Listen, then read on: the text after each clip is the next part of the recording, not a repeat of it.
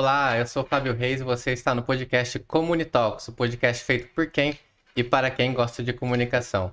Neste quarto episódio, temos como grande convidado o Matheus Fardim, que também, enfim, tem uma experiência vasta e muito diversificada e versátil na comunicação. Tudo bem, Matheus? Tudo bem, Fábio. Obrigado pelo convite. Eu estou muito feliz de estar por aqui hoje, nesse projeto que está tão bacana, com a Débora também. Boa noite, Débora, tudo Oi, bem? boa noite, tudo bem? Quanto tempo? Quanto tempo? Obrigado por ter aceitado o convite, obrigado por estar presente aqui. Débora também, que alguns talvez já saibam que ela participou do primeiro episódio aqui do podcast. Volta como co-host, como co-apresentadora, já que também conhece o Matheus assim como eu, já que trabalhamos juntos. Trabalhamos juntos. Antes de continuar aqui o papo oficialmente com o Matheus, dar uns recados de início, como eu costumo dar. Quem está acompanhando a gente aqui, seja pelo YouTube ou pelo Spotify, qualquer plataforma de streaming de áudio, se inscreve no canal, quem estiver no YouTube, já, na verdade. Quem estiver pelas plataformas de streaming de áudio, já segue o podcast por lá. E também temos as contas no Instagram e no LinkedIn, que a gente posta também os cortes dessas lives por lá e divulga as participações por essas contas também, tá bom? Além disso, a gente tem, quem quiser contribuir com a comunicação, com o podcast, pode contribuir com valores pontuais por meio da chave Pix, que aqui está na tela já na live no YouTube, que é comunitalkspodcast@gmail.com, ou pode contribuir mensalmente, para quem quer contribuir com mais frequência, né? Que é por meio da campanha na plataforma Apoia-se. Os links para tudo isso estão aqui na descrição desta live, tá bom? Enfim, pessoal, seja muito bem-vindo, seja muito bem-vinda quem está assistindo. E agora vamos para o bate-papo finalmente com o Matheus, beleza? Bom, Matheus, eu vou sempre falar isso. A pergunta de entrada, né? Copiando que a Débora sabe, é o Mamilos. Então, em vez de quem é você na fila do pão, quem é você na fila da comunicação. Traduzindo, como se deu a sua entrada dentro dessa área, né? E como tem sido a sua caminhada de forma um pouco mais resumida até aqui. Bom, eu na fila do pão da comunicação, só aquele que tá lá no fundo com o VR vencido. Mentira.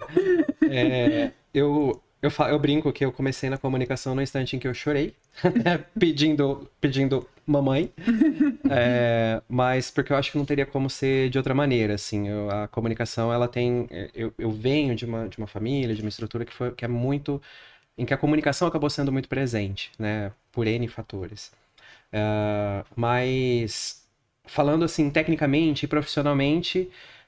eu tinha, ali por volta da minha adolescência, minha juventude, eu tinha acho que um viés ali muito pro lado da arte e da tecnologia, né? Eu sou como um bom millennial, né? Eu vivi ali o começo da década de 90, a popularização do computador, de mesa e aquela coisa toda, né? Então eu tive o privilégio de ter acesso a um equipamento desse.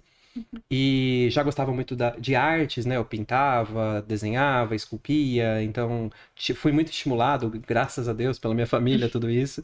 E então a arte e a tecnologia sempre me chamaram a atenção, e aí uma das zonas de convergência desses dois assuntos é a comunicação. Então, quando eu fiz a minha formação foi em comunicação social, eu sou comunicólogo, né? E segui pela área de criação publicitária, né? A publicidade é um bichinho que morde, me mordeu e eu fui. E fica, né? E fica. E eu segui pela publicidade, então, desde então, na área de criação. Até que ultimamente a tecnologia também começou a fazer muito parte, começou a chamar muita atenção. E da criação a gente vai indo para as redes sociais, a gente vai indo para esse mundo da internet, dessa construção tecnológica, acabei no planejamento. Né? Então hoje eu trabalho com planejamento de campanhas, é onde eu consigo dar vazão a essa criatividade, a esse lado artístico e a essa comunicação como um todo.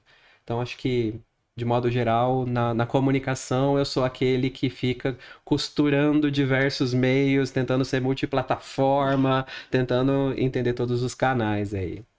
Legal. Desafio, hein? Que desafio. É porque eu vejo que o planejamento vem sendo cada vez mais, assim, solicitando planejamento, principalmente por conta dessa nova onda digital, né?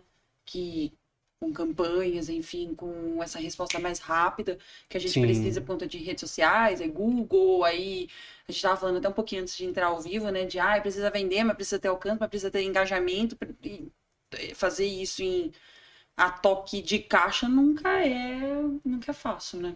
E é interessante porque, assim, se abrem novas oportunidades de canais também, Sim, né? sim, com certeza. Hoje, o planejamento, ele passa pelo digital, claro, mas ele é ele é mais amplo, né? Planejar a comunicação, planejar essa jornada, né?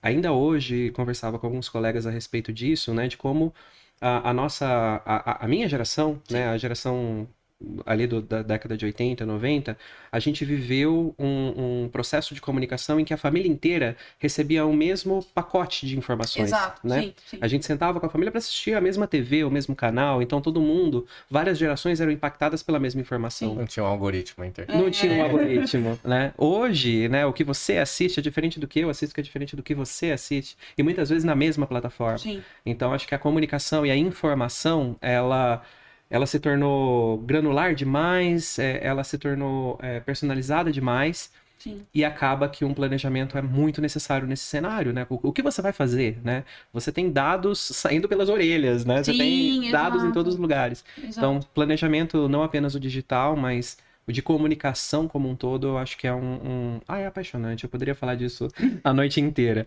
Mas é uma área que eu gosto bastante, assim, por conta disso, por conta dessa miríade, assim, de possibilidades. Matheus, desculpa. Matheus, uma pergunta.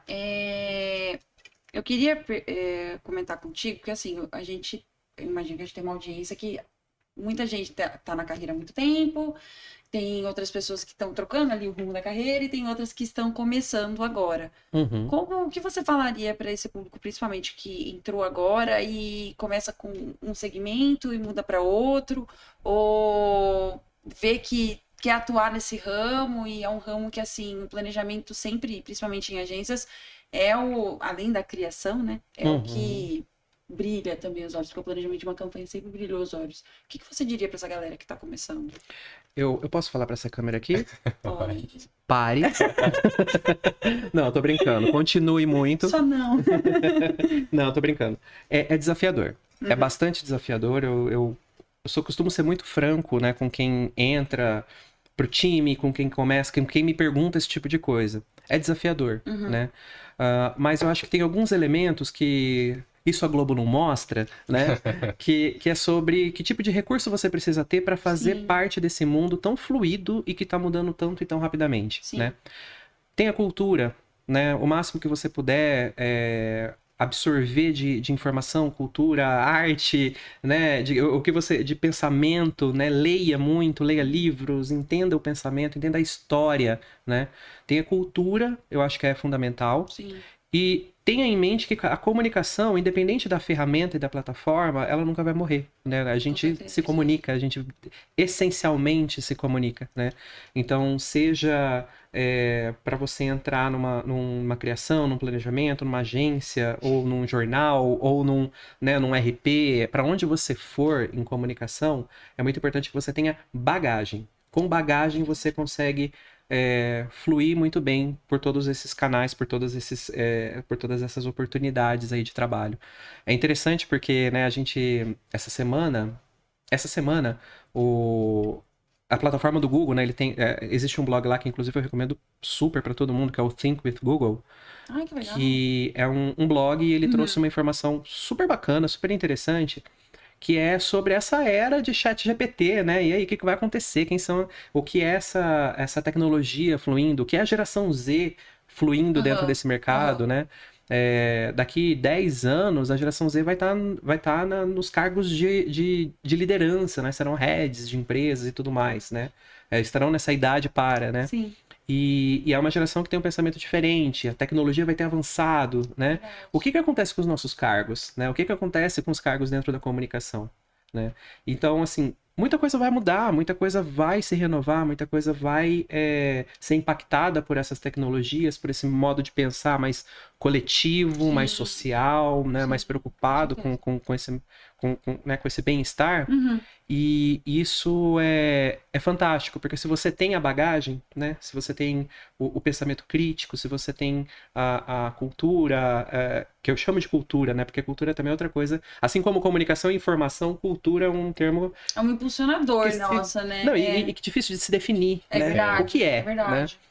Então, por isso eu chamo de cultura, mas a gente pode pôr o rótulo que a gente quiser aqui. Mas se você tem essa bagagem, né, você acompanha esse processo. Então a tecnologia muda, os cargos mudam, a sua visão de mercado, a sua visão de vida, de mundo muda, mas você consegue passar por isso com fluidez, né? Sem tanto entrave, sem tanto atrito. Né? Então eu acho que se eu posso deixar uma dica, o que eu vi da vida, né? Eu tô citando todos os programas, tá vendo?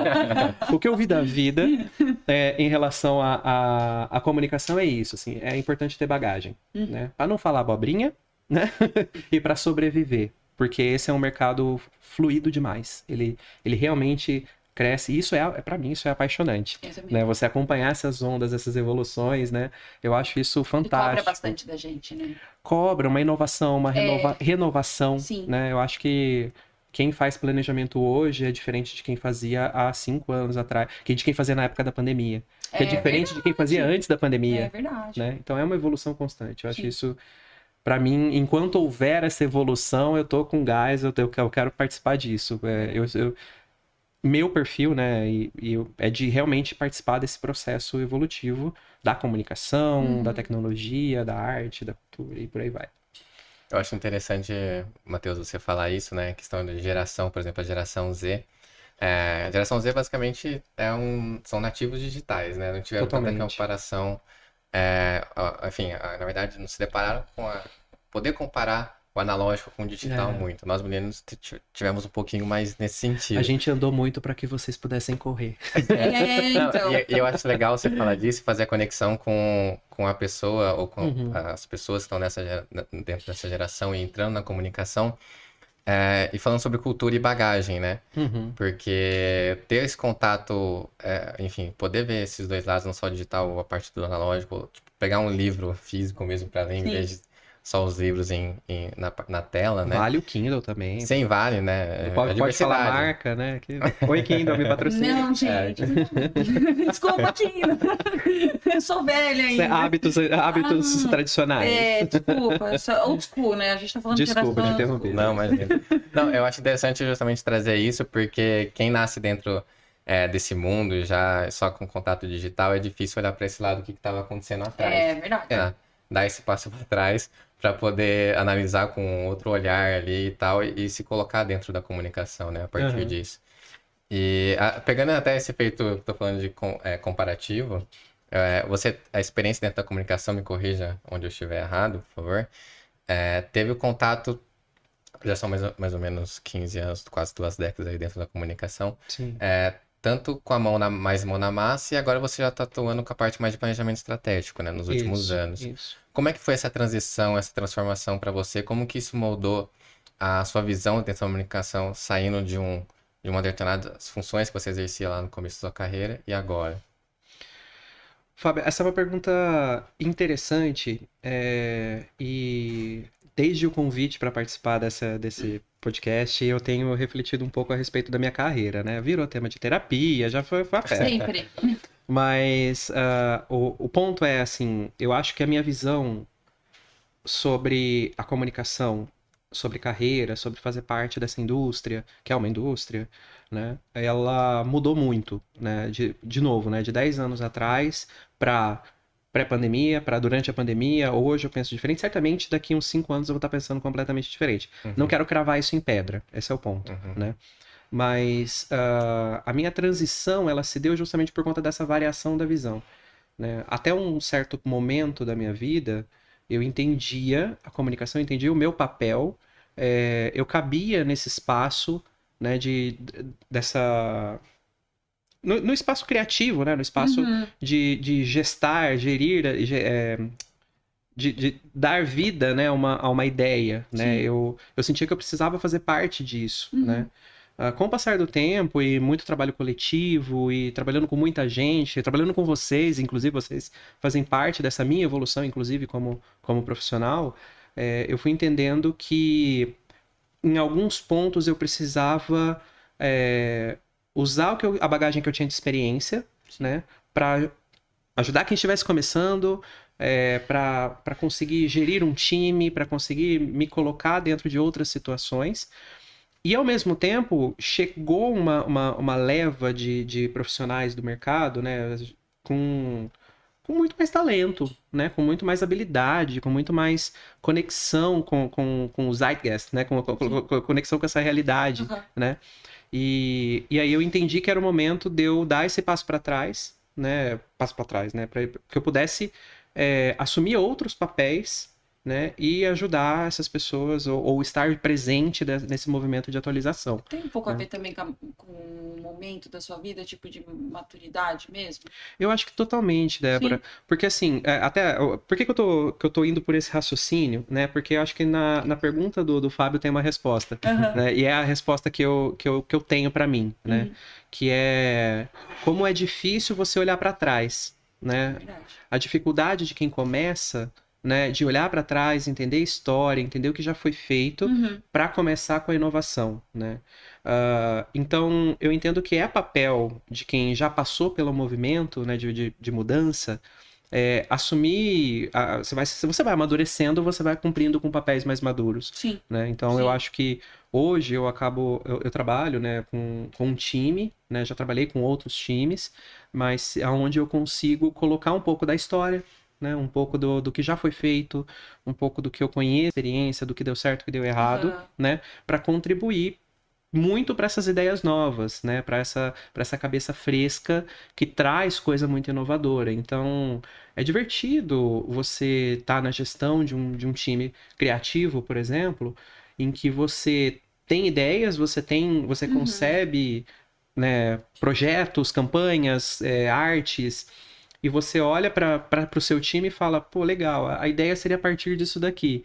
E você vê a coisa tomar uma outra forma, né? Vira uma outra vida, né? Uma outra criança que nasce ali, Aham. né? E vira uma outra coisa. Então, eu acho que sim, tem a ver com maturidade. Eu Sim. acho que conforme a gente vai se tornando mais maduro dentro do negócio que a gente trabalha, dentro do cargo que a gente trabalha, a tendência é você, né, assumir esse posto. Mas não é uma regra, né? Eu acho... Também, acho que há um tempo atrás eu tive essa conversa com um colega que é um diretor de arte talentosíssimo, né? E a gente conversava sobre carreira, né? Sobre carreira dentro dessa área da publicidade. Uhum. E ele não tinha pretensão de ascender a diretor de criação, por exemplo, né? Uhum. Hoje, para quem não conhece, né, uma estrutura de agência, você geralmente entra ali como assistente de arte ou designer, né? Da maioria das agências vai ter nomes diferentes, mas é Uhum. basicamente isso. Sim. Você entra ali como designer, passa para um diretor de arte, né? Você começa a dirigir algumas campanhas, Sim. algumas ações e conforme passa o tempo e a maturidade, você meio que naturalmente se torna o diretor de criação, que é quem vai gerir equipes de diretores de arte, basicamente, né? Isso muito a grosso modo. Sim. E ele não tem essa pretensão, né? Ele falou, eu quero a minha evolução profissional não vertical, eu quero ela horizontal. Então, hoje eu trabalho com arte dentro de um escopo de ferramentas, né? Um escopo de uma mídia específica ali, que é a arte digital. Aham. Mas eu quero ir para o 3D, eu quero ir para o cinema, eu quero ir para outros campos, eu quero me expandir dentro desse espaço Aham. que eu acho que ele ainda tem chão para eu Expandiu espalhar, bastante, né? Expandiu bastante.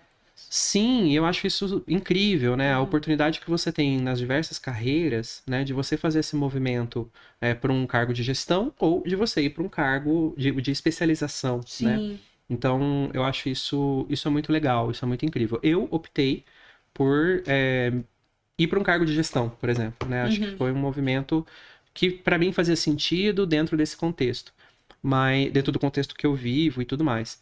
Mas não é uma regra, né? Não, acho que não é uma regra. Para mim faz todo sentido maturidade, mudança de pensamento, necessidade de ver coisas novas, de ver outras coisas.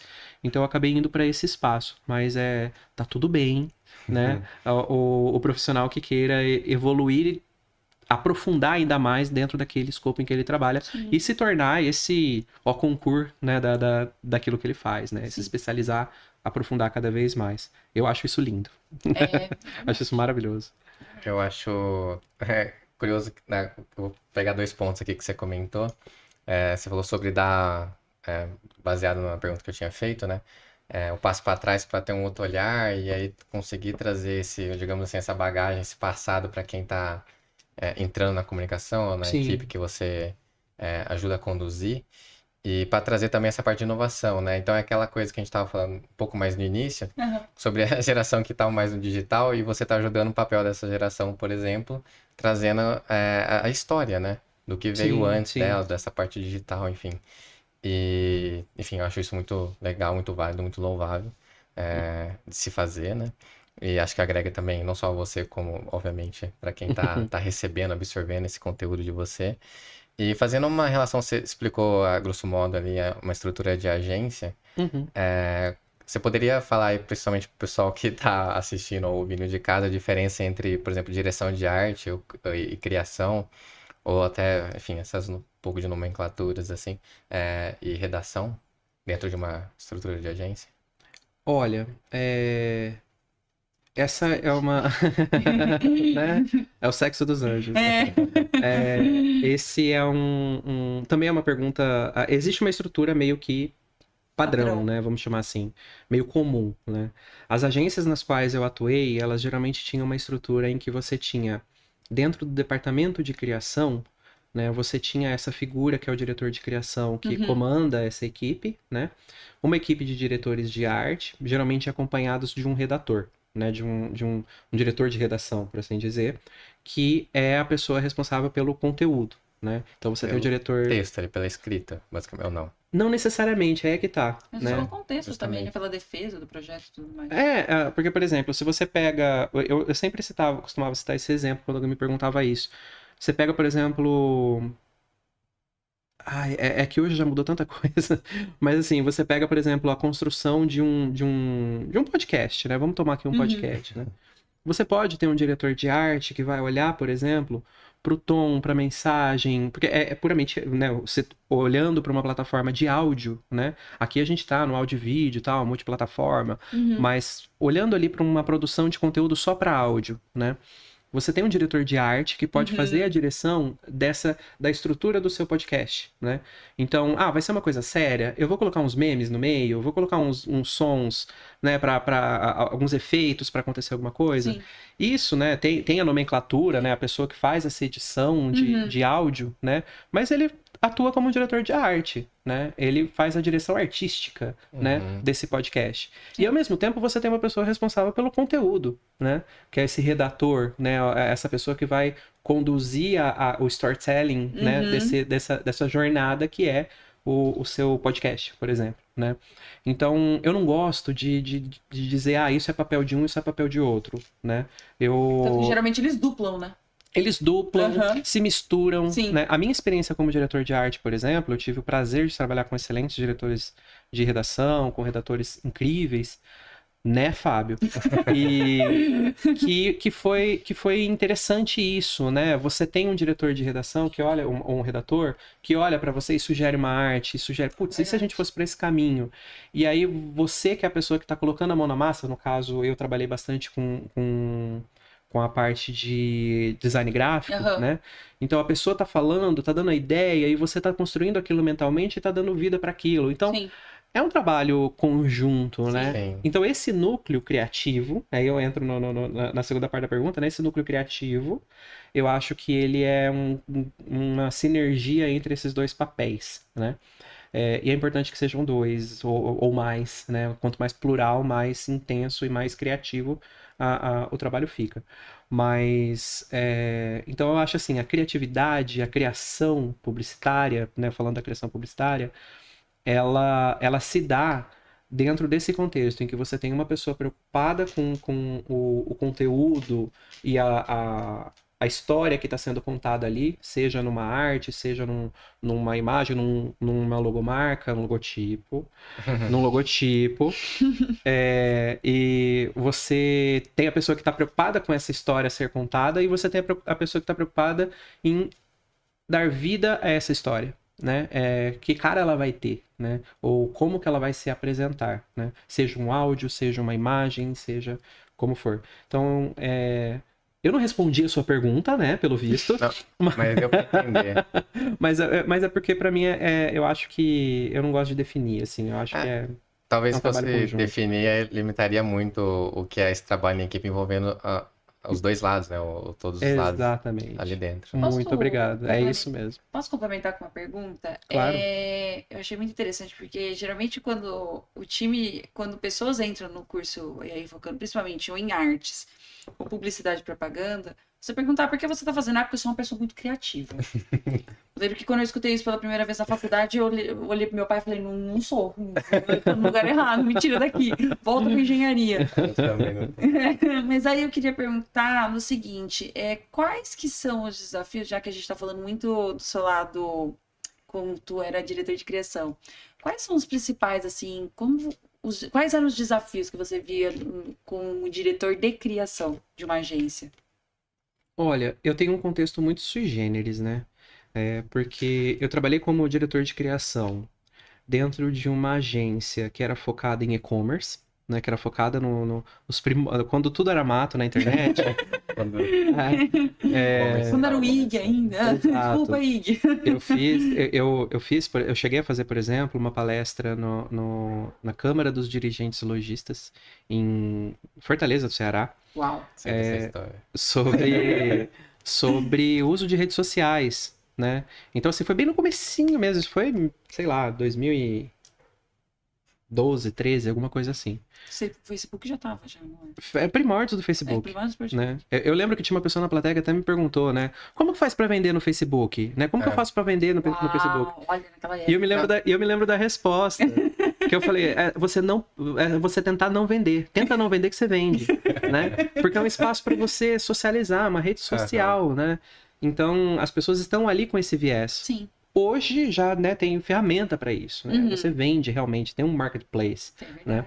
Mas na época ele tinha um pouco desse viés. Mas respondendo diretamente a sua pergunta, né? Eu não sei. Talvez seja fazer esse diálogo entre setores dentro, como tipo do pessoal mais de arte com o pessoal de redação. Olha, assim... O atendimento. Não, o desafio, né? Acho que uma agência ela é um lugar plural o suficiente para você entender que haverá atritos. Né? Eu acho que todo lugar, né? Toda relação, né? Mas é importante você entender que a gente entender, né? Dentro de um ambiente de agência, você tem núcleos que estão trabalhando, lógico, em prol de algo para o cliente, né? Mas que você tem uma pluralidade, pensamentos diferentes. E isso é muito legal e é muito importante para que você seja criativo. Sim. Né? A gente tem diversos estudos e diversos artigos aí que muitas dessas revistas de carreira, né, para citar algumas, Forbes, Exame, etc., estão sempre colocando ali sobre inovação. Quando a gente fala de inovação, a pluralidade, a diversidade é o ponto principal, né? Porque se você não tem choque de ideias, você não evolui, você não constrói nada em cima disso. Então, para mim, eu não acho que é um desafio. Eu acho, pelo contrário, é o job description de você ser um diretor de criação, é você entender que é plural e é diverso e tá tudo bem. E vai ser assim. Você vai ter ali um momento que você vai falar, putz, eu queria fazer isso, e vai chegar uma produtora que vai virar pra você, né, Débora? Que vai virar pra você e falar, mas isso não dá. Mas eu quero fazer, né? Então, a gente tem esse tipo de contexto dentro de agência, né? E tá tudo bem. Não acho que isso é um desafio. Acho que, pra mim, o principal desafio era fazer a gestão da criatividade. Então, quando você olha para um time, né, e você tem que zelar pela criatividade daquele time, ajudar aquele time a se manter criativo, a se manter afiado, a entender... Crítico, entender o que é de novo. Tem aquele gás, né, também. Exato. Eu acho que para mim era o maior desafio, assim, eu conversava muito com as pessoas, eu tentava entregar muito, dar muitos gatilhos, né, para usar o termo da moda, né? Eu tentava criar alguns momentos e trazer algumas ideias justamente para riscar o fósforo nessa palha, né, para fazer queimar essa criatividade, para fazer surgir essa criatividade. E você tem pessoas muito plurais, né? Então tem aquela pessoa que funciona bem, né, que se você estimula de uma maneira de várias formas, né, tipo, não, vem cá, vamos bater um papo. Você começa a conversar, a pessoa vai, cria, né? Tem outro que não, você precisa deixar isolado ali no cantinho, quietinho, que pá, surge, né? Então, não existe uma fórmula, e por não haver uma fórmula, isso é legal, mas também é um desafio, Com certeza. né? Você mexe com coisas muito... são as emoções, né? É algo muito, muito íntimo, a criatividade, né? Eu acho que fazer a gestão disso... Não é pra qualquer um, né, ter esse papel. Cara, assim, eu não sei se não é pra qualquer um, mas é pra quem se prepara muito. Tem que se preparar com muito, certeza, né? com certeza. É muita terapia, não, é muita psicologia, né? Eu tive o suporte de psicólogos nesse momento, né? Havia psicólogos na empresa, né, pra me dar esse suporte, então eu acho que isso funciona muito bem. Mas é um desafio, né? Acho que mais difícil até do que lidar com pessoas era lidar com as criatividades, né? Acho que isso, você ajudar a pessoa a fazer isso, como fizeram comigo, né? Quando minha experiência como diretor de arte, eu tive diretores diretores de criação incríveis, né? Que me ajudaram a encontrar o meu botãozinho interior, que quando eu preciso ter uma ideia boa, pá, é ali, né? Então, hoje eu tenho meu processo criativo, eu reconheço o meu processo criativo e consigo até certo ponto controlá-lo, né? Não terei completo controle dele nunca, graças a Deus, né? Porque senão vira uma máquina. Mas eu entendo que lidar com a criatividade de cada um, nessa pluralidade de como isso se manifesta, é o desafio. É o que mais complica um pouco, assim. Ainda mais um mundo que está em constante mudança, né? Principalmente aí depois de pandemia, enfim, com todas as tecnologias, etc. Sim. O que isso mexeu, né, com a criatividade das pessoas, né? Com certeza. Pra onde foi, né? Antes eu tenho uma... Eu tiro por mim, né? Eu sempre tive um estilo criativo, né? Que eu sabia até onde eu podia chegar. Então, se de repente chegava um projeto pra mim, olha, isso aqui precisa ser mais suave, precisa ser mais delicado, etc. Eu falo, é melhor eu passar isso pra outra pessoa, porque eu não tenho essa mão, né? Minha mão é pesada pra criação. Eu tenho traços grossos, eu tenho cores fortes, então eu não... É difícil pra mim atingir essa coisa delicada e tudo mais. Então, eu geralmente fazia isso. Durante a pandemia, né? Pós-pandemia, na verdade... todo aquele efeito, tudo aquilo que a gente viveu, toda aquela, né, não vou citar, mas, enfim, toda aquela situação, né, mexeu e mudou a minha forma de criação. Hoje, o que eu faço de criação, por exemplo, embora eu esteja atuando em planejamento, ainda tenho ali alguma participação em criação, em algumas coisas, né, hoje o que eu faço de criação, ele tem uma outra cara, né, ele evoluiu de uma outra maneira. Olha que legal. Então, é aí que eu acho que começa a se confundir o criativo com o artista, né? Porque a gente percebe esse movimento, por exemplo, na arte, né? Você tem a evolução que um pintor tem, né? No começo da sua carreira até o final dela, né? A sua arte evolui, então a sua criatividade também evolui. Né? E por criatividade, eu não estou falando só da arte, tá? Só do criativo. Eu falo de um redator, por exemplo, né? Que escreve de uma maneira e vai percebendo o seu texto amadurecendo para outras formas, né? Assumindo outros contextos. Então, abarcando outros vocabulários, outras formas de se expressar. Né? Então, eu acho que essa expressão, ela evolui com a gente, né? E para quem trabalha com criatividade, isso se expressa nesse processo também, vai evoluindo. Com certeza, né? com certeza.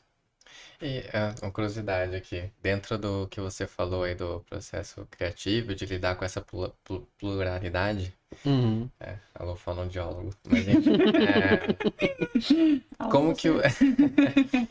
como que você coloca isso em prática? Eu ia falar de maneira geral, mas eu vou pegar um ponto específico aqui para exemplificar. No contato ali com a equipe, enfim, seja com o diretor de arte, com o diretor de criação e tal, com o redator e tudo mais, de fazer essa provocação e trazer para a pessoa poder trazer do jeito dela ali, enfim, esse processo de criação e aí vai resultar num determinado produto, um conteúdo, enfim. Você já parece ter bastante essa autocrítica nessa parte do processo. Quando também tem a ver com a parte de lidar com planejamento, quando essas peças, por exemplo, chegam até você, aquela questão de, né, tipo, bater o olho.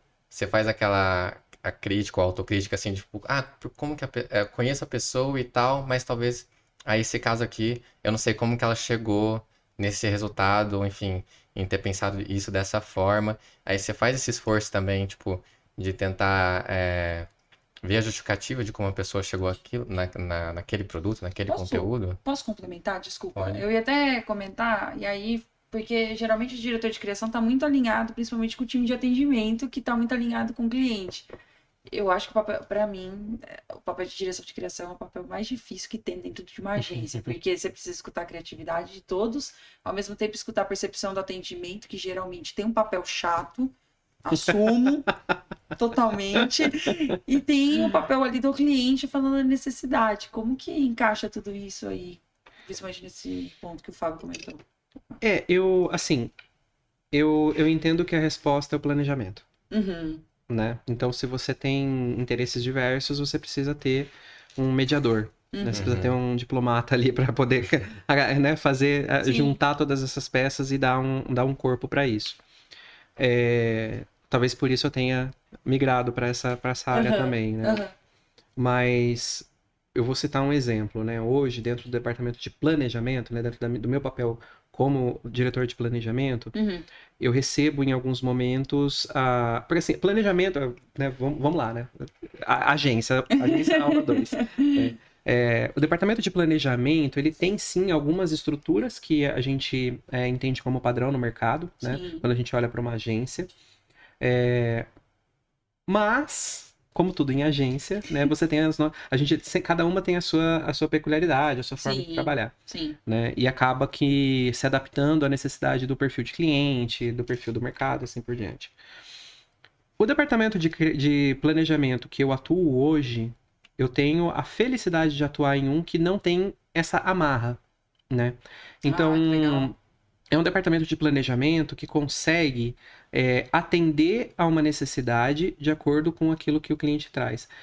Essa conversa é uma conversa que eu tenho com o time com frequência, né? Tipo, olha, se vocês esperam um departamento tradicional em que vai entrar uma demanda aqui, ela vai se desenvolver dentro de um framework, né? E vai sair aqui de uma maneira, esqueçam. Né? Essa pasteurização da ideia não vai acontecer aqui dentro. Sim, legal. Né? A gente atende cada demanda de uma forma, então nenhum projeto vai ser igual ao outro. Né? Nenhum projeto vai ser implementado na sua íntegra, né? Ajustes vão acontecer. A gente planeja a campanha de ano, né? O ano inteiro, pro ano inteiro.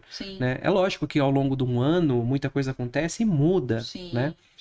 Eu brinco que assim, eu já montei planejamento de campanha vários, assim, eu não consigo nem te mensurar, né? Assim, um sem número de campanhas. Eu não vi nenhuma ser implementada na íntegra. Ou da maneira como ela foi concebida, né? O planejamento como ele foi desenhado.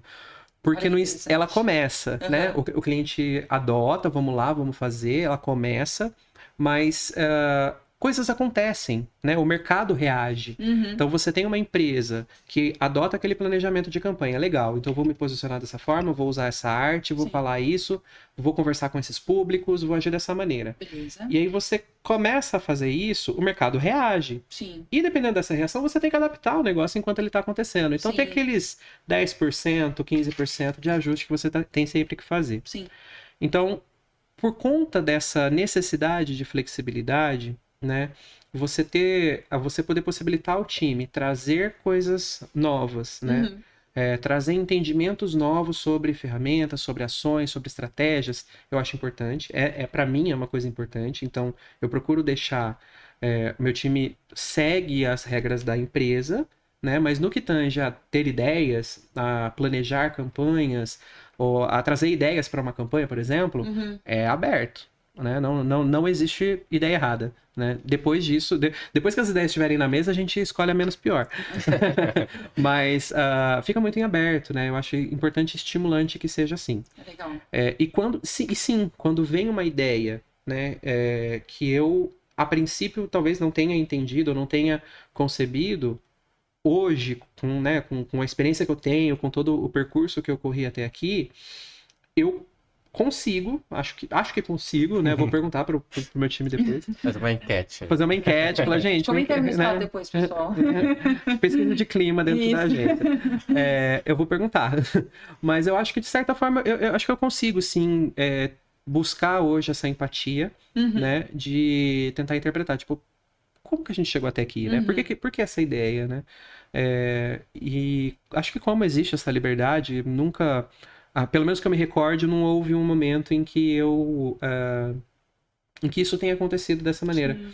Porque a gente acaba se conhecendo num nível tão profundo ali profissionalmente, né? Que a gente acaba meio que eu sei por que você pensou dessa forma, né? Putz, Matheus, você falou dessa ideia, mas o que você acha de fazer assim? Pô, legal, né?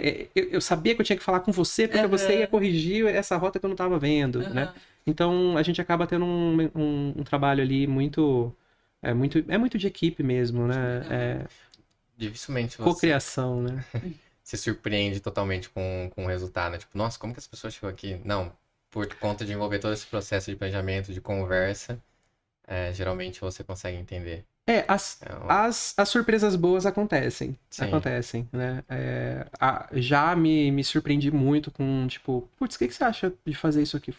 Gente, cara, isso aqui é um tesouro, parabéns, né? Vamos seguir com isso sim, né? Então, tem essa empolgação sim, né? Mas eu falo mais no sentido de nenhuma ideia se torna muito alienígena, né?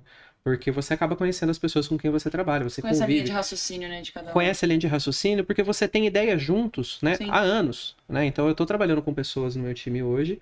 Tem gente nova, tem gente que tá há um tempo a mais, mas que a gente vai trabalhando junto, né? E a gente vai somando essas experiências. Então eu sei o que esperar, de certa forma, eles sabem o que esperar de mim, né? Então a gente vai. É uma construção, uma construção. Eu foco muito nisso, pelo menos, né?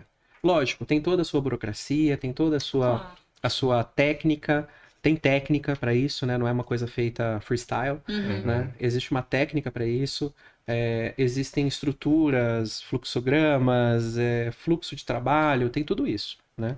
Mas eu prefiro focar no lado colaborativo, nesse lado que a gente consegue ter essa troca. Fico triste quando não há, né? Por conta do processo, por conta da celeridade das coisas, tudo tem que ser agora. Ontem pra ontem. De ontem para ontem, né? Mercado de comunicação é assim, né? Tudo é de ontem para ontem. Um grande amigo fala isso, né? Que a notícia de hoje é forro de gaiola de amanhã, né? Então, é tudo muito rápido. Então, quando não há essa possibilidade de troca, eu fico chateado. Eu gosto de poder ter esse momento. Mas sim, acontece, sim, as surpresas acontecem. Até mesmo porque, como são indivíduos diferentes, né? Você tem experiências diferentes. Hoje, um membro da equipe viajou para algum lugar e putz, teve um insight bacana naquele lugar, naquela experiência que ele estava vivendo, né? Enfim, e ele traz isso como algo novo pro time, coisas que os outros não viveram ou não tiveram a experiência no momento, mas ele agrega, né? E aí todo mundo acaba meio que vivendo junto aquilo, né? Aquele insight. Sim. Então, o legal é que você consegue trazer coisa nova sempre porque são pessoas diferentes, né? São pessoas que têm experiências diferentes, vidas diferentes, contextos diferentes. Então, quando ela sai do contexto do trabalho, experiencia alguma coisa e traz uma ideia, é inovador, né? Você tem esse insight, esse brilho de, putz, isso é muito novo, eu não tinha visto isso antes. Como, né? Como que você chegou aqui? Isso aqui é genial, né? Então, é um lugar que dá pra ter muitas surpresas boas, assim. Ainda existe romance na comunicação. É que eu fiz essa pergunta pegando como gancho justamente a parte que você contou de ter o planejamento e tal, conversar com o cliente, depois isso vai se transformando, conforme o mercado vai reagindo também, isso vai mudando. O planejamento está, enfim, feito ali 100%, e conforme o tempo vai passando, o mercado você falou, vai reagindo, vai fazendo aquele ajuste de 15% a 20%.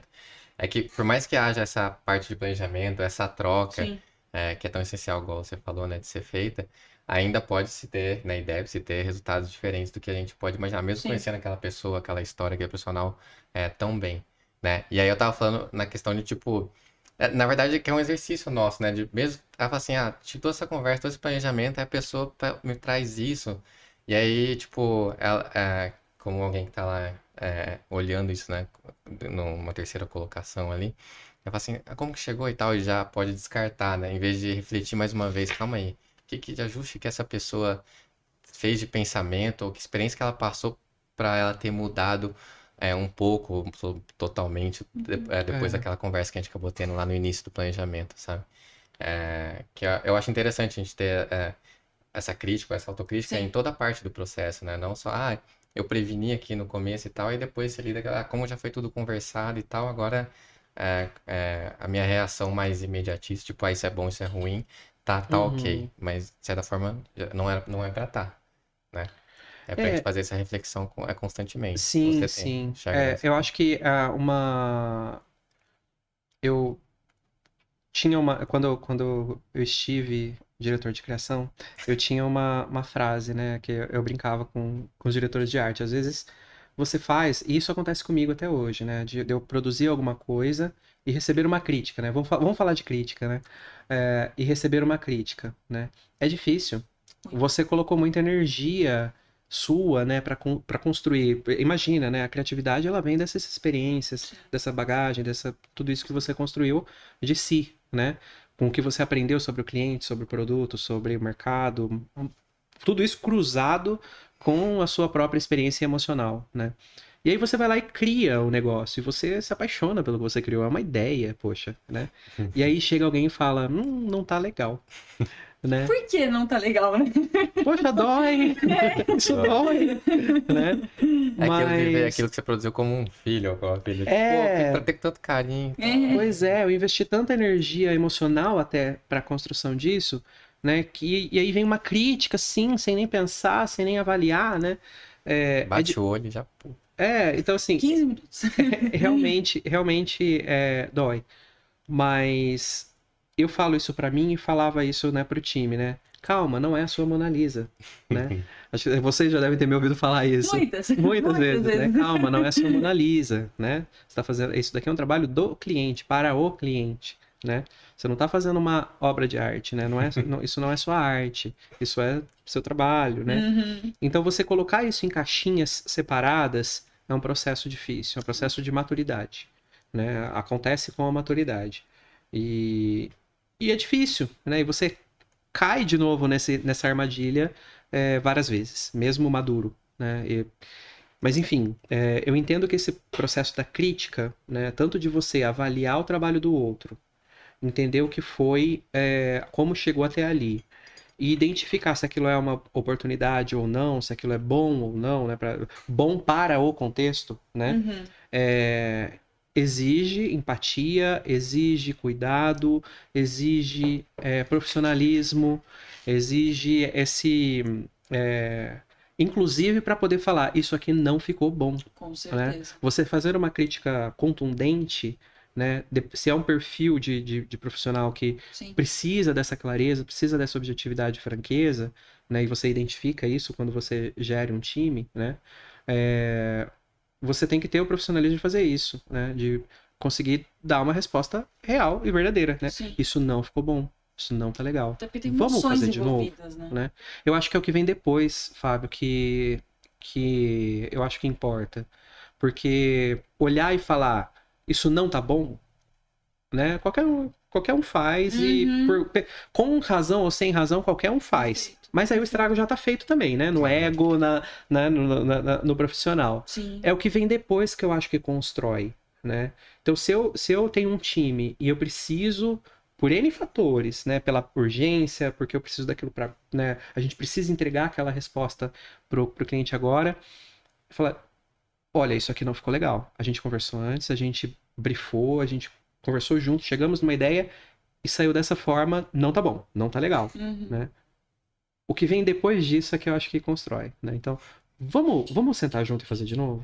Poxa, é outra coisa. Outro né? naipe, né? É diferente de tenta de novo, né? Não ficou bom, voltem. Não ficou bom, faça outro, né? Então, eu acho que tem reprovado. Muito... né? Eu acho que tem muito esse empatia, né? É lidar com as pessoas, Empatia, é saber lidar perfeito. com as pessoas e tudo mais.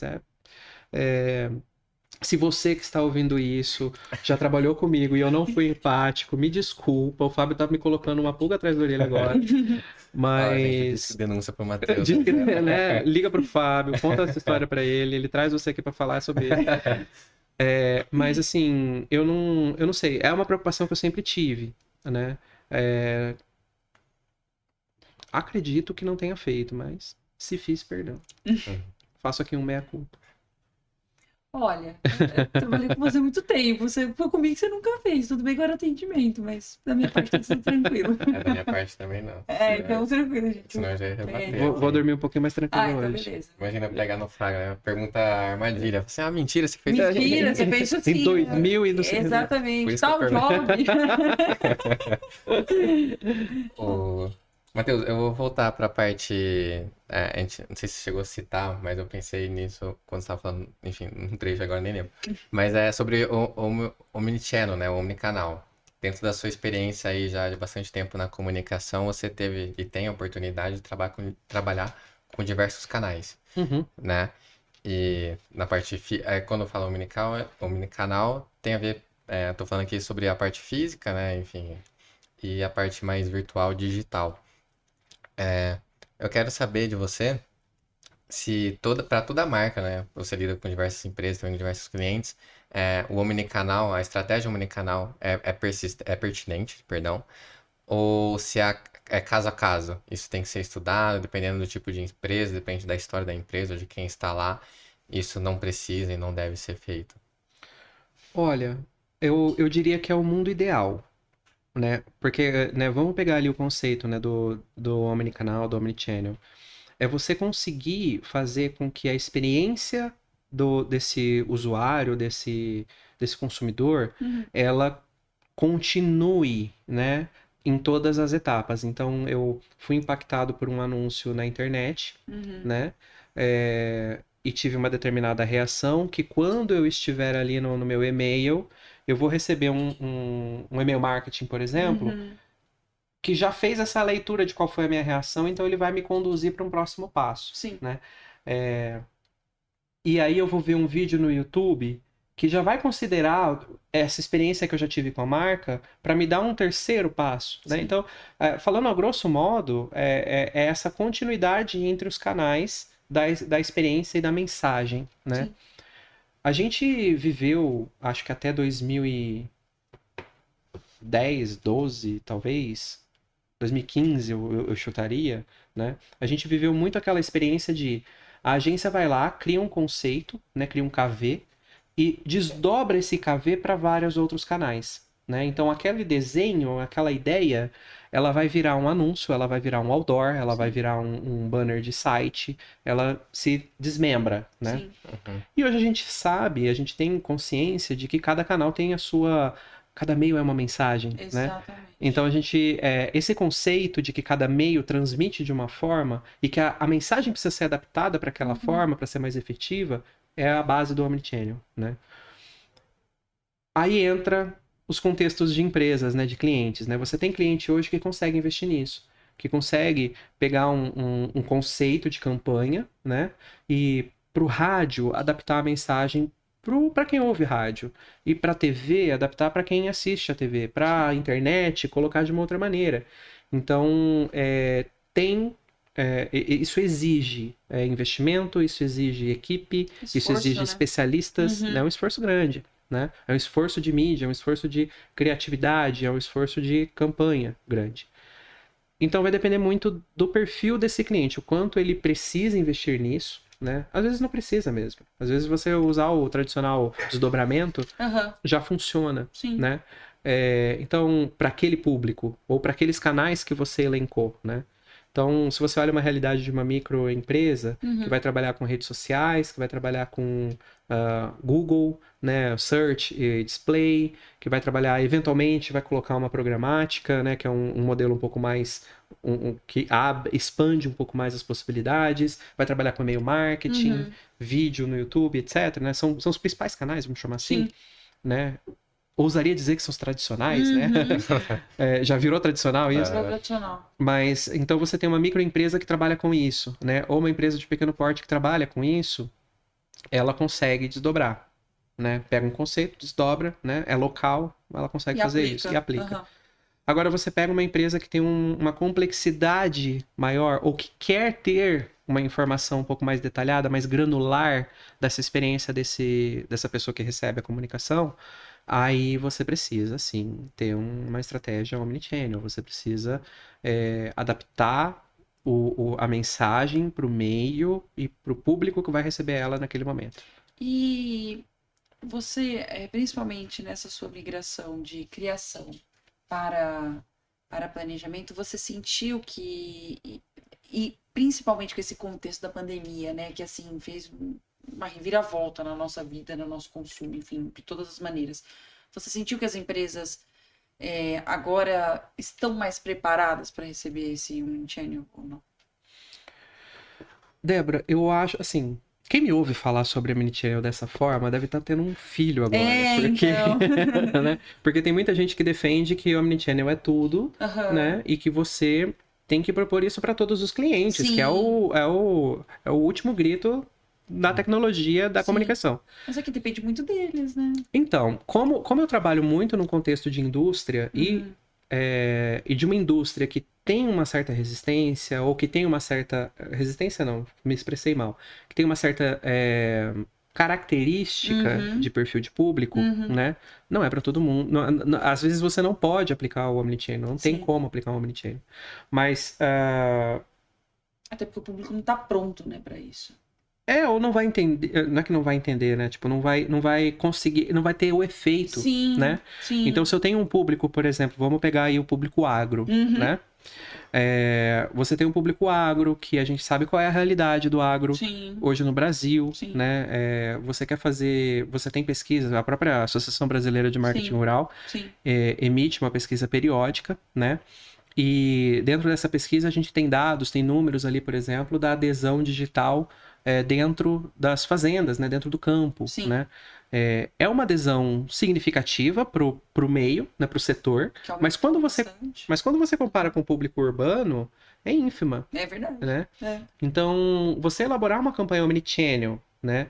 Focada nesse público, pensando que ele vai ser impactado pelo digital, pelo outdoor, pelo out of home, né? Que você vai achar que ele vai entrar, que ele vai pro centro da cidade, vai ser impactado por um outdoor, por um painel digital, e que depois ele vai passar por algum lugar e vai ser impactado por uma campanha geolocalizada, né? Então, assim, você imaginar todo esse contexto dentro do campo, né? Eu tenho minhas dúvidas, né? Eu tenho minhas dúvidas da eficiência, né? Não vi isso funcionar até hoje. Né? Porque você não tem isso, né? Você não tem um 5G no campo, né? Ou tem ainda muito rudimentar, né? Mas, então eu acho que existem algumas limitações que não é nem do público, né? Às vezes é do contexto mesmo, né? Mas enfim, aqui eu tô divagando dentro de um cenário hipotético, né? Tem muita coisa que já andou e já mudou e a gente consegue fazer. Mas dentro dessa pergunta, né? De se cabe para todo mundo, se funciona para todo mundo, eu insisto que cada caso é um caso, né? É preciso analisar com cuidado, até porque cada caso é um caso e cada budget é um budget. Né? Não tem receita de bolo, né, gente? Bolinho de laranja. Vamos colocar no forno 3 gotinhas de bolo. Não, é cada um. Eu repito o que eu falo pro planejamento, né? Pro meu time de planejamento. Se você espera, né, uma fórmula, desiste. Né? Não. Para. A gente tá conversando sobre isso com a Débora, né? Da fórmula mágica aí. Se quiser fórmula mágica ou fórmula, vai para exatas e tal. Então. Eu acho que a única fórmula na comunicação que funciona e sempre funcionará é aquela clássica, né? Emissor, receptor e mensagem. Então, se você tem um emissor, você tem um receptor e uma mensagem entre eles, houve comunicação, né? Lógico que tem todos os meandros, né? Mas E ainda assim precisa de muita coisa para fazer funcionar. Mas eu acho que é a fórmula base, assim, a única coisa que a gente pode confiar. É verdade. Do resto, a gente tá lidando com humanidades, né? E o humano é versátil, é adaptativo, é evolutivo. Então, hoje um meio de comunicação impacta, amanhã não mais, porque surgiu outro, ou porque mudou o perfil do público, né? Então é tudo muito... É a magia do negócio, né? É você acompanhar esses movimentos. Ainda mais nos tempos que estamos vivendo, né? Que tudo passou a ser super acelerado, as coisas mudarem muito rápido e tudo muda a toda hora, né? Então, uma hora... Interessante que o momento que eu tava vindo aqui, eu tava vindo pra cá, E eu tava dentro do Uber e eu tava conversando justamente com o motorista e ele tava escutando uma rádio. Ele falou, não, porque eu escutava essa rádio antes da pandemia, porque eu trabalhava de um jeito, aí eu já sou Uber, aí agora eu escuto ela aqui, mas em casa eu escuto uma outra emissora, e aí eu vou construindo pontes. Olha só isso, né? Antigamente, como que a gente consumia notícia? A gente sentava lá na hora do jornal, consumia das 8 às 9, ponto, tá, beleza, tchau. Todo mundo ouvia a mesma coisa. Mesma coisa, hoje não. Hoje de manhã eu escuto um podcast, aí no horário do almoço eu vou lá, dou uma olhadinha na página minha favorita de notícia, aí durante o dia eu posso escutar uma rádio, e à noite eu fecho com o mesmo jornal, e você constrói uma opinião totalmente diferente. Então, se a gente está falando isso de consumo de notícia ao redor, né, assim, de tudo que está acontecendo com a gente no nosso ambiente, imagina na parte de consumir produtos, e aí falo tanto na parte B2B quanto na parte B2C, né? Esse ponto é interessante, né? Consumir notícias, É. né? Eu sou uma pessoa que acabo me informando muito pelo Twitter, né? Eu adoro o Twitter, que eu acho... Mídia boa. Gente, consuma todos os tipos de comunicação de redes sociais. É a dica do dia. Isso. Mas eu gosto muito do Twitter, né? Eu acho que é a central de fofoca do Brasil ali, né? Você fica sabendo de tudo muito em tempo real. É muito rápido, né? E eu sigo muita agência de notícia, né? Esses principais players, né, de notícias do país estão lá e eu acabo acompanhando. Então você fica sabendo de coisa ali meio que na hora. Sim. Né? Muita coisa de tecnologia também que eu gosto bastante. Enfim, tenho meu perfil de twitteiro. E é interessante porque mesmo outras pessoas que convivem comigo que têm o mesmo hábito têm acesso a informações diferentes. É, verdade. Né? Verdade. O tal do algoritmo, né? Poxa vida. É o tal do algoritmo. Então, assim, por mais que eu queira replicar, por exemplo, o seu hábito no Twitter, né? Não, eu vou curtir as mesmas coisas, eu passarei a ser impactado por aquilo que mais me desperta o interesse. Perfeito. Né? Perfeito. E aí eu vou acabar tendo um repertório de informação diferente de alguém que possa estar seguindo as mesmas páginas que eu. Que curioso isso, né? É verdade. Então, quando você fala como as pessoas consumiam notícia, todo mundo sentava na frente do Jornal Nacional, dava boa noite mentalmente pro William Bonner, né? Ou às vezes, né, falava boa noite. E consumia a mesma notícia, muitas vezes, quando conversava entre si, chegavam às mesmas conclusões, né? Então, todo aquele núcleo de pessoas, vamos pensar aí o Brasil inteiro, né, para não falar, né? Todo mundo que assistia a notícia, né? Todo mundo tinha acesso à TV para assistir a notícia, acabava tendo meio que a mesma opinião. É muito... Gente, é um controle, né? Vamos falar? É um controle. E aí você tem essas plataformas que hoje meio que pulverizam isso, né? De uma maneira tão... É tudo tão... Sei lá, é tudo tão caótico, né? Caótico, acho que é a palavra, caótico. Que aí você acaba tendo experiências diferentes mesmo com a mesma mídia, né? O mesmo canal. E aí eu coloco a pulga, né? De que é caótico mesmo, né? Faz sentido? Não faz sentido. E sumo na sombra. Será que não há um interesse? Né? Continue. Eu vou deixar aí pra ferver. É isso. Pra fermentar. Não, fica à vontade. Eu ainda vou pensar aqui na pulga. Não, eu ia voltar um pouco. Tô saindo do script. Não. Eu quero até voltar essa parte um pouco mais pra frente. Vou voltar um pouco mais. Você falou na pergunta do comentário da Débora um tempo, uns 5, 10 minutos aqui dentro do programa, sobre o setor, a pandemia impulsionar, enfim, o digital, o omnicanal, enfim, o omnichannel. E você tem uma experiência maior, né, cotidiana também, dentro do agro e dentro de indústria. Isso. A pandemia impulsionou muito, mesmo que o perfil ali, você falou das pesquisas ainda do público rural ser muito, vamos falar, ínfimo, não, o termo que você usou assim, perante ao público urbano. Como que a pandemia acelerou isso ou não dentro desses setores, principalmente? Só fazer um parênteses, né? Não que seja ínfimo. Sim, né? Sim. Eu diria que os hábitos que você tem hoje no campo, né, do público que lida com o ambiente rural, ele exige outros comportamentos, né? Outro tipo de consumo, né? De notícia, de tecnologia, né? Então, isso acaba é diferente, né? Então, quando você olha uma pesquisa, por exemplo, e ela aponta que dentro do ambiente rural, né, do ambiente do Uhum, campo, e aí uhum, pegando, né, desde da agricultura familiar até a agricultura de precisão, altamente tecnificada, uhum, né? Você tem um público que sei lá, tipo, 40% utiliza e consome alguma tecnologia, como, por exemplo, ó, vê notícia no celular, né? Perto de um público que não atua no campo, né? Que atua em outros setores do mercado, uhum. com 90%, 80%, né? É essa discrepância que eu Sim. falo, né? Lógico que você vai ter setores que vão ser até menos do que 40%. Sim, sim. Mas, enfim, aonde eu quero chegar com isso, né? Existe uma diferença de comportamento, né? Não é que é ínfimo, né? Não é que Não, tô é... falando em É, relação à parte urbana que você falou, né? Tipo, é- não é que é pequeno, não, mas eu, você eu, falou que é eu, o me, eu me público. expressei mal, na Uhum. verdade. Porque não quis dizer que é pequeno, né? É diferente. É Ainda um que consumo aumentou bastante diferente. nos últimos anos, né? Pois é. Mas é diferente, porque você tem ou limitações técnicas, né, Sim. a internet chegou, não chegou Não para tem todo canto, sinal, né? aham. Hoje a gente sabe, por exemplo, que em torno de 122 milhões de pessoas têm acesso à internet no país. Poxa, isso é 50% da população, né? A gente é pouco, é pouco, né? Por que não está tão democratizado assim? E aí a gente pode falar sobre várias questões, né? Não vou Uhum. entrar no detalhe, porque a gente vai entrar para um outro lugar aqui. Mas de acesso, né? De distribuição, Sim. enfim, né? Vou deixar esse assunto na gaveta. Mas, assim, existe uma discrepância, existe uma diferença.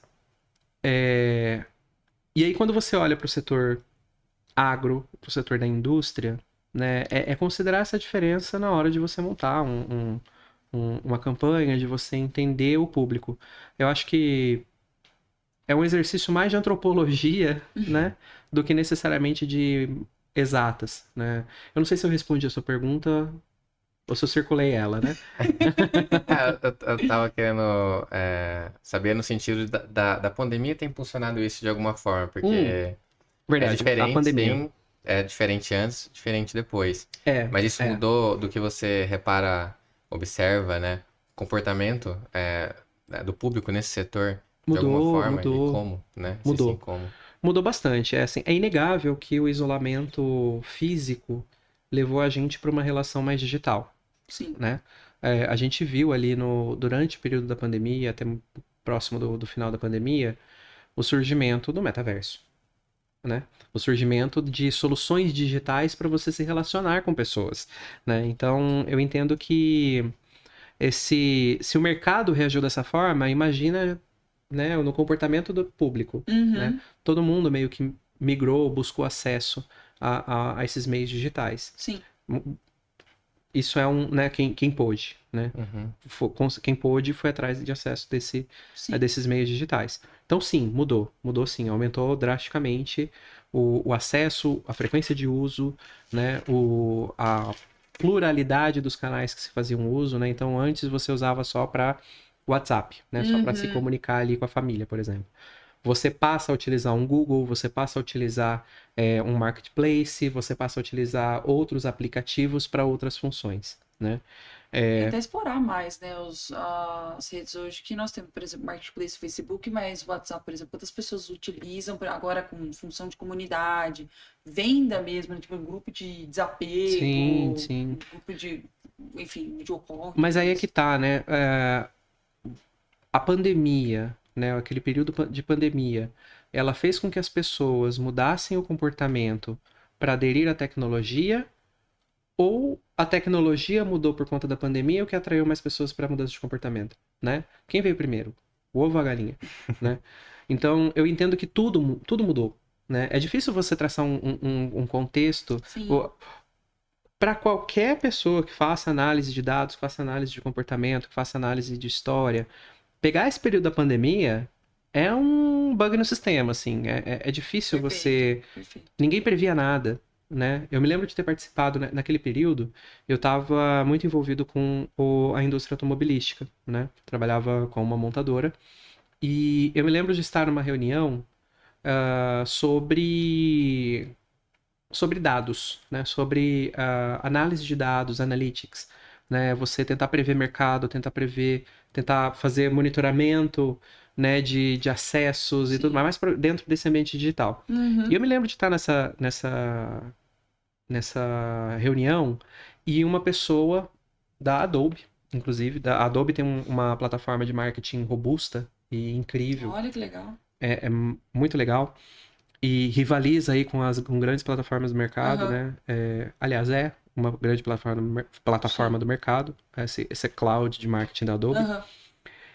E eu estava assistindo uma palestra e essa pessoa da Adobe falou: olha, a gente está vivendo um momento interessante, porque o marketing de dados, ele nunca esteve tão afiado Uhum. quanto agora, né? 2020, quanto agora, né? 2020, entre 19 e 20. O marketing de dados nunca esteve tão afiado. Aí vem a pandemia, Uau. né? Então a gente tá com uma Ferrari andando numa pista, para usar o automotivo, né, como tema, a gente tá com uma Ferrari andando numa pista esburacada. Porque você não consegue prever o que vai acontecer mês que vem, né? Perfeito. Pode ser um novo lockdown, pode ser uma nova cepa, né, do vírus, e assim por diante. Ela falou, então assim, a gente tem a melhor ferramenta no pior cenário que poderia ter, que é o cenário mais imprevisível. Então eu acho que isso para mim ilustra um pouco, né? Tipo, as plataformas elas evoluem também e elas mudam comportamentos, mas os comportamentos também mudam as plataformas, né? Então é uma via de mão dupla aí, ou até mais. É uma sinergia, né? Vamos chamar de sinergia, porque eu acho que, né, uma coisa acaba impactando e influenciando na outra. E por isso eu acho tão difícil prever. Primeiro, né? É difícil prever. Né? Embora eu seja um aficionado das predições e da futurologia, né? Eu gosto de saber o que as pessoas estão entendendo aí de tendência. Fico muito ligado nisso. Mas eu entendo que tudo isso são exercícios de concatenação de informações. Sim. Que nenhuma inteligência artificial hoje consegue, né? Se a gente tem dificuldade para prever o tempo, imagina o comportamento das pessoas, né? Que é muito mais volátil e envolve muitas outras coisas, né? E aí, até falando de comportamento, eu queria pegar esse gancho, porque você tem uma pós em gestão de negócio, me corrija se eu estiver errado, em gestão de negócio com ênfase em comportamento. Isso, competências comportamentais. Competências comportamentais. Eu queria saber como que essa pós... Porque assim, você saiu do ramo de criação, aí você tá no planejamento, e aí fez para competência, assim, negócios e comportamento. Tipo, não vou falar da água pro vinho, mas com certeza teve de um vinho pro espumante ali, tem um pouco de diferença.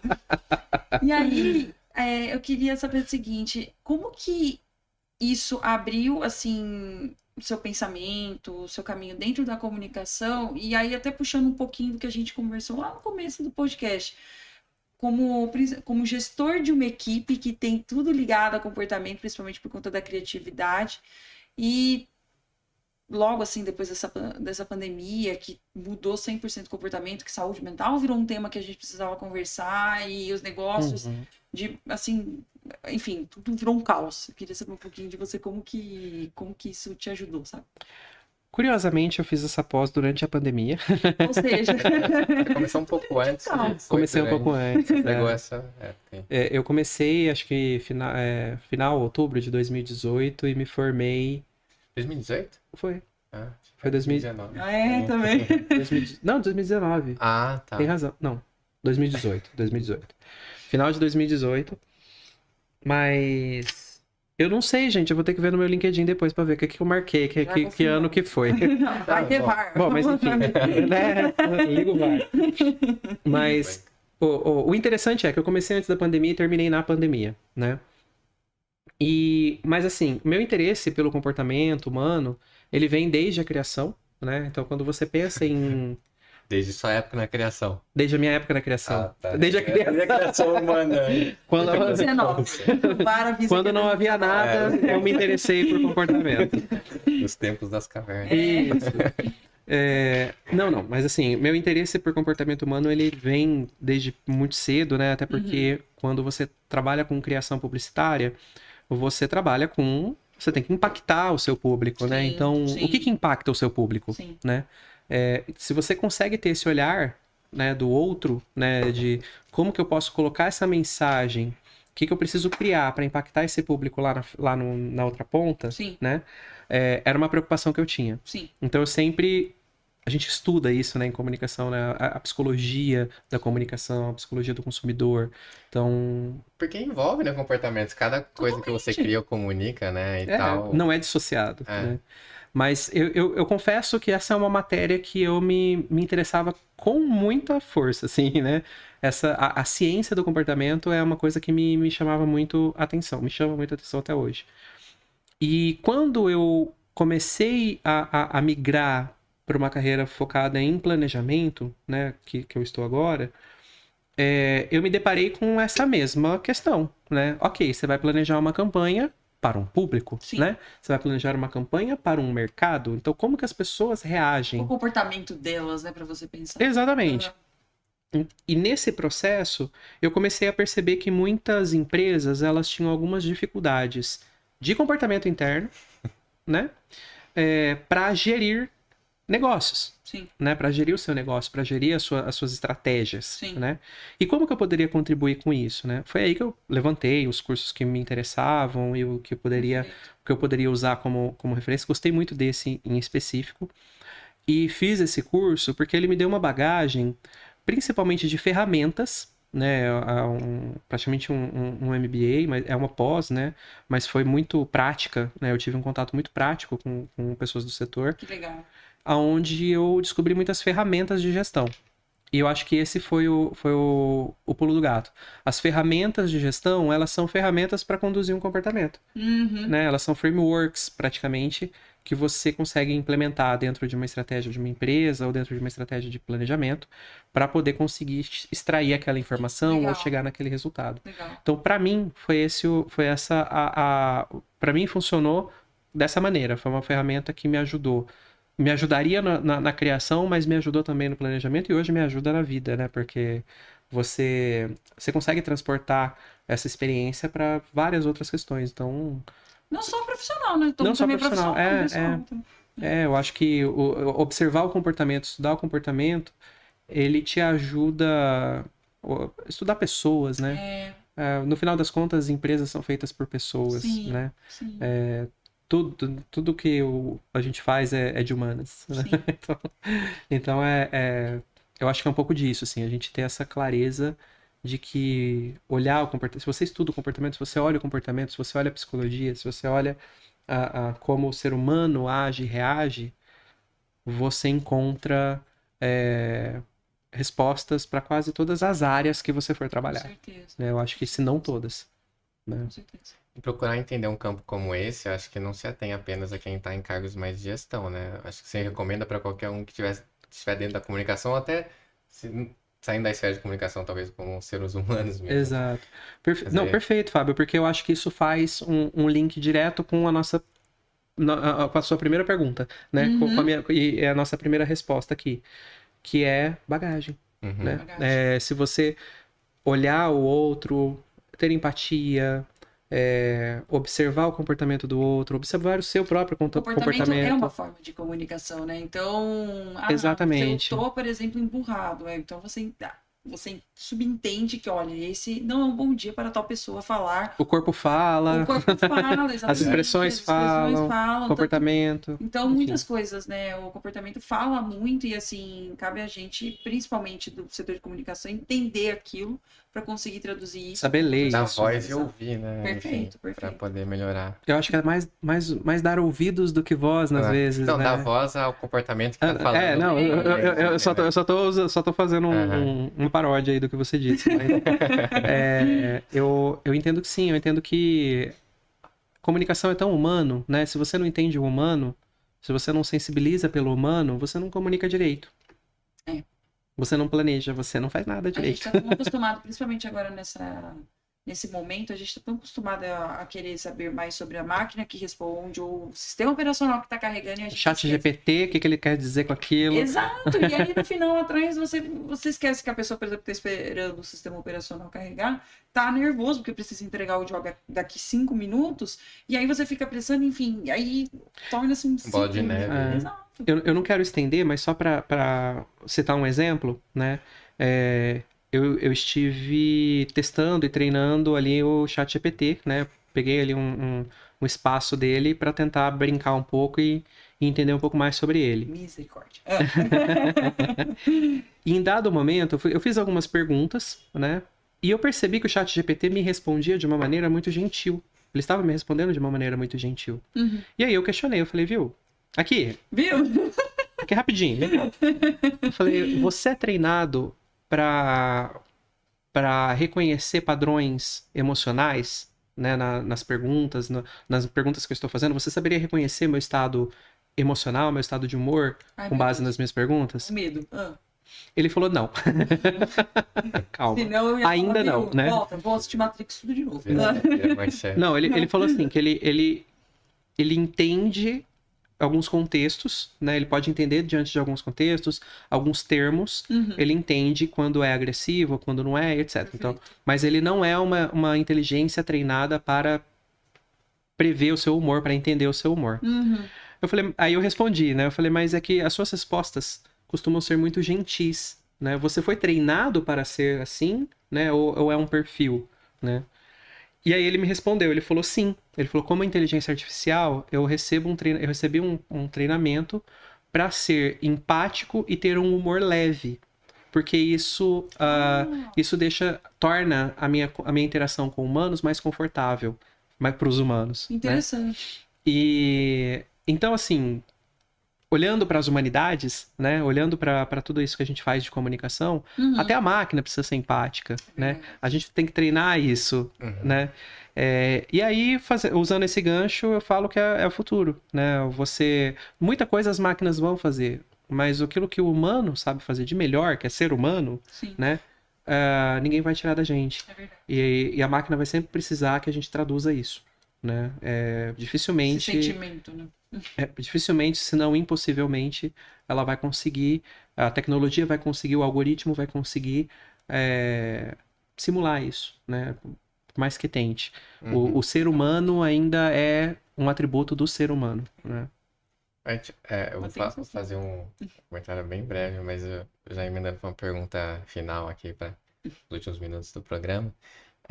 O ChatGPT dá para fazer uma relação com a Siri, né? E com outras formas de tecnologia também. Esses assistentes, sim. É um assistente de voz, que é um assistente... Enfim, qual que é o termo seria? Eu acho que o interessante do ChatGPT é que ele é uma inteligência artificial generativa, né? Ela cria, né? Aí a gente volta para a criatividade, né? No meu exercício com ele, eu tentei fazer justamente isso, né? Cria um poema, considere esses dois personagens e essa situação, crie uma história, né?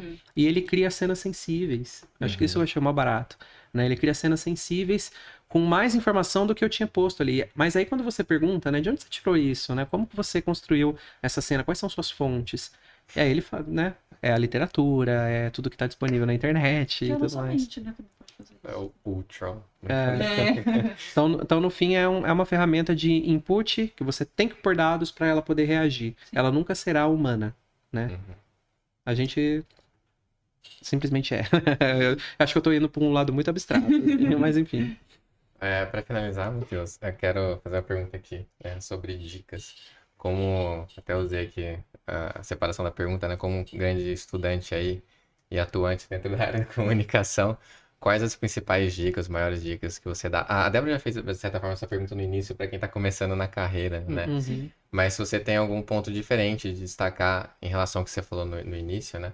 Para quem trabalha com comunicação, quem estuda comunicação. Falar não faça, não está valendo. Não, faça sim, faça tudo. Faça muito. Eu acho assim, eu insisto no... Construa uma bagagem, né? É importante, né? Estude, construa essa bagagem, porque ela vai te ajudar em qualquer cargo, em qualquer situação, né? Essa bagagem humana, né? Invista em experiências, né? E por experiência não é só você viajar para os Emirados Árabes, né? É você se colocar em situações ricas, né? Estar com pessoas que você goste, fazer aquele programa que você tá meio de bode, você não tá querendo ir, mas vai ser legal, né? Invista nas relações, invista nesse lado humano, porque um comunicador, ele é essencialmente humano, né? Então, por isso que eu falo, essa bagagem, essa experiência, ela continua sendo o mais importante. Para além disso, né, e olhando de maneira mais prática para o mercado, né, invista na sua comunicação pessoal também, né? Saiba se comunicar, saiba se conhecer. Acho que o autoconhecimento é importante, né? Uma pessoa que tem um autoconhecimento desenvolvido, né? Ela é um criativo que consegue, por exemplo, não incorrer nesse drama que é a crítica, né? Uma pessoa que tem um autoconhecimento desenvolvido, ela consegue planejar algo sem planejar para si mesmo, né? Planejar para o próprio ego, né? Ela consegue olhar para o outro, né? Então, eu acho que a comunicação é sobre isso, né? Se você quer entrar para esse setor, para essa indústria, invista em conhecer outras pessoas, em conhecer as pessoas, conhecer os mercados. Vai para o mercado, sabe? Senta ali no banquinho e fica olhando como que as pessoas escolhem produtos, né? Presta atenção. Observe mais. Né? Observe, né? Presta atenção no papo quando as pessoas estão tomando decisão de compra, né? Quando as pessoas estão desejando alguma coisa, repara no seu núcleo, né? O que move as pessoas a fazerem essas escolhas. Perfeito. Eu tenho uma fala que eu brinco, né? Eu não preciso de um tablet. Não preciso, não tem nada que me faça... Assim, no meu dia a dia eu não preciso de um tablet. Mas eu tô ainda procurando um motivo para comprar um tablet. Então, se vocês puderem me dar um, né? Tipo assim, me ajuda a arrumar uma desculpa para comprar um tablet. Quero, tá? Porque eu acho mó barato. Eu acho mó barato o tablet, mas assim, eu não preciso. E aí eu preciso de uma desculpa para comprar um tablet porque eu quero, né? Então, assim, se você pega isso para analisar, uma vontade sua, né? Por que eu tô nesse movimento? Né? Eu fui impactado pela comunicação do tablet, né? Eu fui impactado pelo mercado, né? Você tem que querer isso. Então, assim, se você para analisar isso, olha que rico, né? O que você tira daí para comunicar, para vender, para planejar uma ação, né? Então, se observa também, né? Não só observe o outro, não só absorve experiências externas, mas também se especializa internamente, que vale muito a pena, ajuda bastante. Eu acho que só para complementar o que você falou no meio de tudo isso aqui desse episódio, né, do podcast, também é praticar e desenvolver a sua empatia, né? Total. Tá tudo dentro disso que você acabou de falar também. Total. Agora, para encerrar, eu vou pedir pro reitor, se possível, mostrar aí a tela do Matheus com breve histórico de mercado, seus hobbies principais. Que perigo. Mas tem 6 horas a mais? Podcast? Não tá sabendo, não. Só para mostrar. Né? Se a gente for entrar nesse campo e tanto outros parênteses que a gente abriu dentro do programa, a gente vai até 2024. E, bom, aí literatura fantástica, escrita amadora e meditação. Essas são as principais atividades que você coloca em prática, assim, fora do campo profissional na sua rotina. Sim. Eu sou um aficionado por literatura fantástica, né? Falou que tem um mago, tem um dragão no negócio, eu já tô lendo. Meditação, sim, eu adoro esse processo, preciso desse processo, né? Me reservar esse espaço para comigo, né? Escrita. E escrita amadora é um sonho ainda, né? Tô Mas ele escreve muito bem, viu, gente? Ele é ótimo. Não, escreve muito bem. Esse, né? Vamos voltar ali no Matheus falando. Eu joguei lá personagem 1, personagem 2 pro chat GPT e falei, construa uma cena, né? Eu tava rascunhando.